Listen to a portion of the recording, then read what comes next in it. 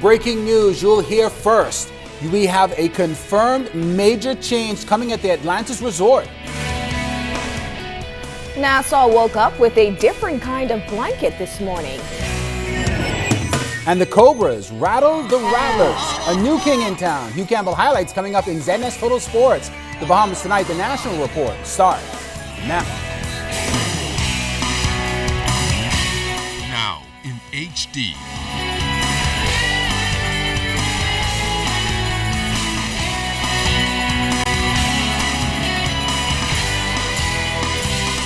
ZNS Network presents The Bahamas Tonight. This portion of the news brought to you by BTC Everyday. A leading hotelier has stepped down from the country's largest private employer. Good evening, everyone. I'm Charisma Robinson. And I'm Chris Saunders. Thank you so much for joining us tonight. President and Managing Director of Brookfield Hospitality Properties and Atlantis, George Marcantonis, has tendered his resignation today after serving at the Atlantis Resort for almost a decade. Marcantonis' 35 years in hospitality began in Johannesburg at the Carlton Hotel, where he started as a front desk clerk and was soon promoted to key management positions at other Western properties in Texas, Florida, and Canada. Today, Prime Minister, the Right Honorable Perry Christie, spoke with our Clint Watson exclusively about the departure of that senior hotel executive. After almost a decade of contribution to the Bahamian tourism product, CEO and Managing Director of Atlantis, George Marcantonis, is bidding farewell. And as he resigns from the resort that for years has been hailed as the country's flagship, he does so with significant achievements. He's the 2011 Cacique Hotelier of the Year and the 2013 Hotelier of the Year for the entire Caribbean region. Prime Minister, the Right Honorable Perry Christie, confirmed Marcantonis' decision to move on from Atlantis. He met with me to indicate that the time had come for him to accept another position. He had been given an offer that made it very difficult for him not to accept. Mr. Christie confirmed that they were introduced to Marcantonis' successor and given the necessary reassurances.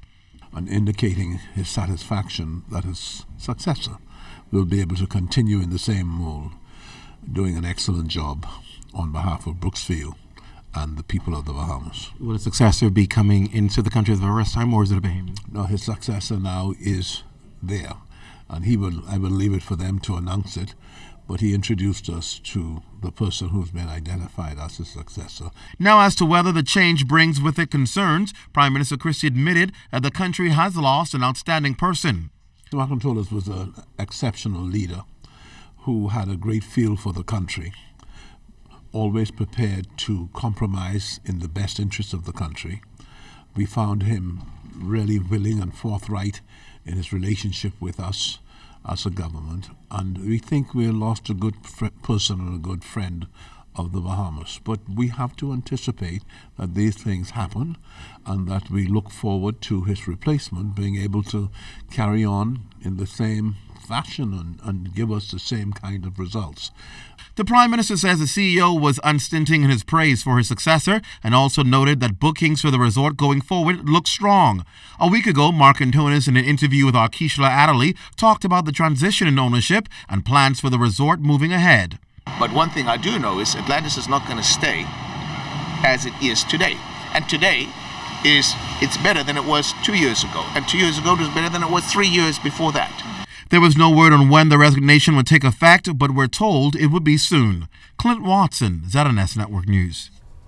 Prime Minister, the Right Honorable Perry Christie, sharing lunch with regional agriculture ministers today. He used the opportunity to talk about the Bahamas Agriculture and Marine Sciences Institute and the role government expects the school to play in providing food for the market. Mr. Christie outlined the possibilities of sales to industry partners like hotels, cruise ships, and restaurants. Speaking to the director of the Food and Agriculture Organization, Mr. Christie made a request for the grouping to look at the model that the Bahamas has created to see how effective it can be. And it can be the prototype of others to follow because we are linking the production with the teaching. And it is supposed to work in a way that as farmers become more sophisticated in their production or are good in their production, we will divest ourselves and allow those farmers in the private sector to produce it. So it's win-win. But we have to have maximum impact by starting in Grand Bahama, starting in Exuma, wherever these people live and are able to go into this field and get that help. So that's where I expect you to look at what we're doing. Education is about to go through a series of reforms with a view to more accurately assess, pinpoint, and remedy problems in the education system. Here's Keisha Adley with more. Education Minister Jerome Fitzgerald told Parliament last evening during the midterm budget debate that one of those reforms will place a minimum requirement on students sitting the BJC examinations usually taken in the 9th grade. Mr. Speaker, we have now made it a requirement that every student in grade 9 sit the 4 BJC examinations so that we can have an accurate count and an accurate description of where every student stands at grade 9 so that we can have the intervention necessary. An education intervention will also include scrutiny on school leadership, teacher training, and student achievement, among other things. Meantime, Minister Fitzgerald is looking to lower mandatory school attendance to 4 years old as opposed to 5, and raise the graduation rate, which has hovered over 50% for the last 15 years, to 75%. He also made this observation about BJC results, which saw their best in 10 years. 3,664 students are enrolled in 36 public high schools throughout the Commonwealth of the Bahamas. 922 of those students, or 25% of the 10th grade students, met the BJC requirement of A to D. The best BJC results we've ever had, and only 25% met the new standard for minimum requirement, Mr. Speaker, inclusive of mathematics, English, a science, or social science. Individual school percentages range from 0 all the way up to 80% of the students who achieve that. 1,478 students, or 40% of 10th grade students, are deficient in 1 to 3 subjects.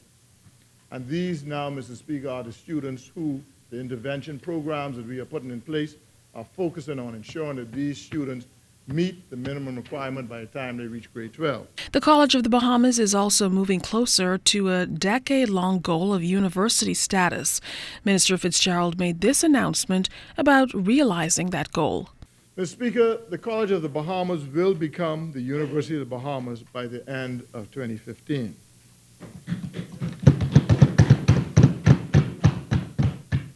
As you are aware, becoming a university is a process with many checks and balances. And this process has been underway now for several years. And I'm confident that all of the necessary measures are being put in place to ensure a smooth transition as possible. Minister Fitzgerald says he's looking forward to, among other things, from a new University of the Bahamas, localized research which will inform policy decisions. Keisha Adderley, ZNS Network News. A brazen shooting rocks a company today. ZNS on the scene as police investigate. You're watching the Bahamas Tonight. This segment of the news is brought to you by Shell Quality Fuels.